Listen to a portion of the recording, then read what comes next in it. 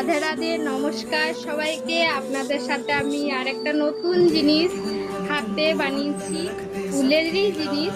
তো দেখাবার জন্য আমি আজকে ভিডিও করছি।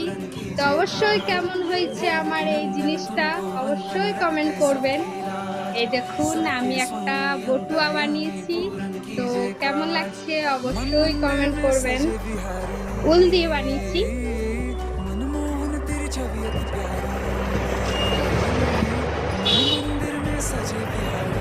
এগুলো আমি সাইডে সাইডে গোলাপ ফুল বানিয়েছি। এইদিকে আমি দুদিকে পাতা বানিয়েছি। যদি আপনাদের দেখার ইচ্ছা থাকে তাহলে আমি অবশ্যই ভিডিও শেয়ার করব এটা বানানোর।